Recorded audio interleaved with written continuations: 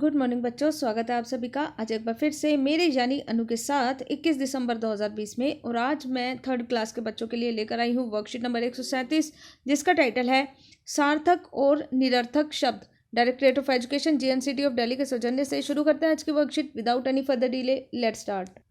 तो बच्चों, किसी भी वर्कशीट को शुरू करने से पहले मैं हमेशा आपको याद दिलाती हूँ कि आपको बच्चे का नाम, class and section, class teacher का नाम प्लस डेट, ये सारी चीज़ें तो लिखनी ही है। साथ में आपको सब्जेक्ट भी लिखना है, लेसन का नाम भी लिखना है और टाइटल भी लिखना है, जो कि है सार्थक व निरर्थक शब्द। तो आप सभी ने बच्चों लेसन पढ़ा होगा जिसका टाइटल है टिप टिप वा, है ना। अब आपको बड़ा अच्छा भी लगा होगा। तो अब इस लेसन में दादी ने कुछ डायलॉग बोले थे, इस वाक्य पे आपको ध्यान देना है। न शेर वा के डर, न बाघ वा के डर, डरते डर टिप टिप वा के डर। तो इस पूरी एक लाइन में एक शब्द आ रहा है टिप टिप वा। तो आपको पता है कि टिप टिप वा जैसा कोई शब्द होता ही नहीं और इसका कोई मतलब भी नहीं होता है। टिप टिप वा है क्या? ये तो बारिश के टपकने की आवाज़ है और इसलिए इसको टिप टिप वा बोल दिया गया है। तो बच्चों, कुछ शब्द ऐसे होते हैं जिनका मतलब होता है और कुछ शब्द ऐसे होते हैं जिनका कोई मतलब नहीं होता है।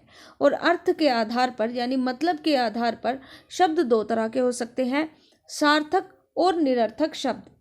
सार्थक शब्द क्या होते हैं?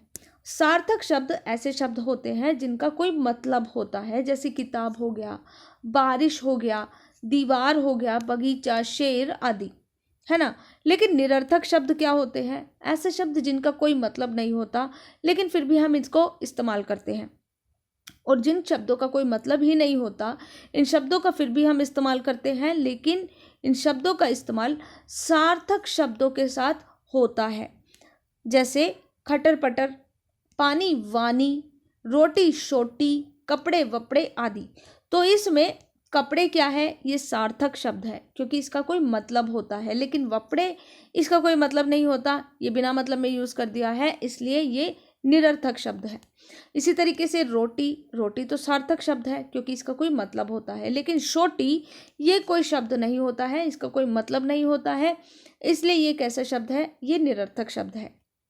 अब आपको क्या करना है, नीचे जो वाक्य लिखे गए हैं इनमें से आपको निरर्थक शब्द छांटना है, यानी ऐसा शब्द जिसका कोई मतलब ही नहीं है, और छांट कर आपको यहाँ खाली जगह पे लिखना है। फॉर एग्जाम्पल, पहला हमारा वाक्य है आप चाय शाय पीकर जाना।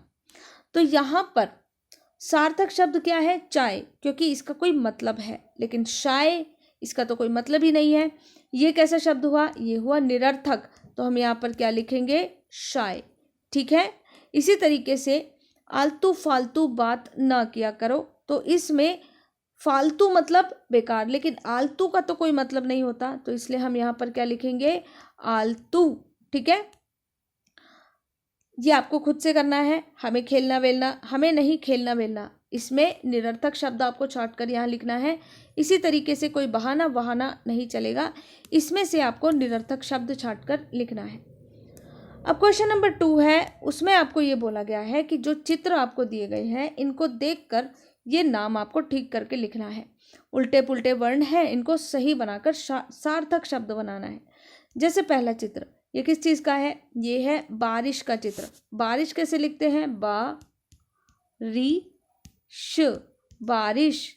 ठीक है। तो इस तरीके से आपको उल्टे पुल्टे वर्णों को इकट्ठा करके सीधा करना है और मतलब वाला शब्द बनाकर लिखना है। ठीक है। अब ये क्वेश्चन आपको खुद से अटेम्प्ट करना है। इस पाठ में टिप टिपवा कौन था? तो चलिए, मैंने स्टार्टिंग में ही बता दिया था। टिप टिपवा बारिश की टपकती हुई बूंदों की टप टप आवाज को कहा गया है टिप टिपवा। ठीक है। क्या ये सचमुच भयानक था? आधा मैंने बताया है, आधा आप खुद करेंगे।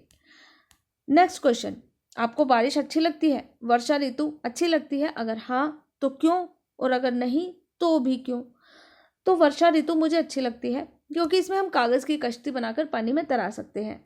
दूसरी बात, मस्ती में हम बारिश में गीले भी हो सकते हैं, नहा भी सकते हैं, है ना। चाय पकौड़े बनते हैं, वो बात अलग है। और एक और चीज़ आपको खुद से सोच कर लिखना है कि आपको क्या चीज़ अच्छी लगती है बारिश की। लेकिन ऐसी भी कई चीज़ें हैं जो बारिश में अच्छी नहीं लगती है, जैसे कीचड़, है ना। दूसरी बात, इतने सारे मेंढक आ जाते हैं, है ना।